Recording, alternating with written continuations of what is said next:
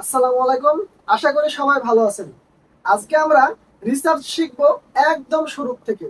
আজকের ভিডিওতে আমরা শুধুমাত্র রিসার্চ এই শব্দটার ভিতরেই থাকব এবং কিছু রিসার্চের টার্ম সম্পর্কে জানার চেষ্টা করব।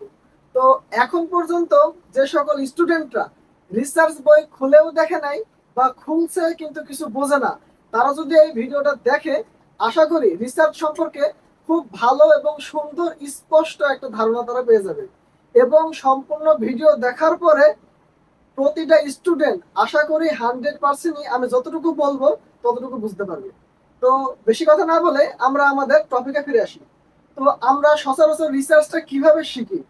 সচরাচর আমরা এভাবে শিখি যে রিসার্চ শব্দটাকে আমরা যদি ভাঙি তাহলে আমরা দুইটা জিনিস পাই। একটা হচ্ছে রি, আর একটা হচ্ছে সার্চ। এই রি প্লাস সার্চ দুইটাকে এক জায়গায় করলে হয় রিসার্চ।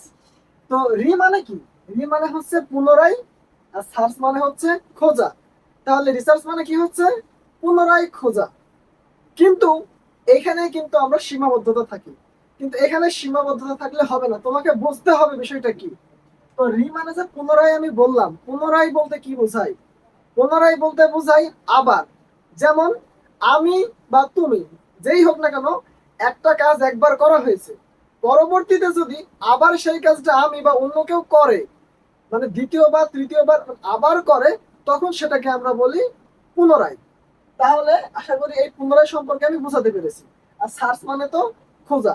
তাহলে পুনরায় যদি আমি খুঁজি তাহলে কি সেটা রিসার্চ হয়ে যাবে?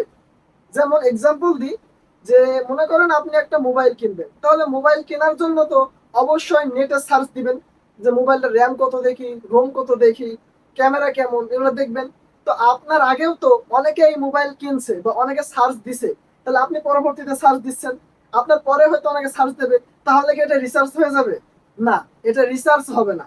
এটাকে আমি বলবো রিভিউ, যে আপনি আবার দেখছেন। তো রিসার্চ হতে হলে কিছু শর্ত আছে। যেমন আমি বললাম রি মানে পুনরায়, সার্চ মানে খোঁজা। পুনরায় খোঁজা। এখন আমাদের কোশ্চেন আসবে যে কি খুঁজবো? নতুন কিছু খুঁজবো। কিভাবে খুঁজবো? সিস্টেমেটিক ওয়েতে বা সাইন্টিফিক ওয়েতে। তাহলে আমাদের মেন কথা কি দাঁড়ালো? যে সিস্টেমেটিক ওয়েতে বা সাইন্টিফিক ওয়েতে নতুন কিছু খোঁজাই হচ্ছে রিসার্চ। আশা করি রিসার্চের মেন বিষয়টা আমি বোঝাতে পেরেছি। আরেকবার আমি ক্লিয়ার করে দিচ্ছি। রি মানে পুনরায়, সার্চ মানে খোঁজা। পুনরায় খোঁজা। কি খুঁজবো? নতুন কিছু খুঁজবো। কেন খুঁজবো? কিভাবে খুঁজবো? একটা সিস্টেমেটিক ওয়েতে বা সাইন্টিফিক ওয়েতে। সিস্টেমেটিক ওয়ে বা সাইন্টিফিক ওয়েতে নতুন কিছু খোঁজাই হচ্ছে রিসার্চ।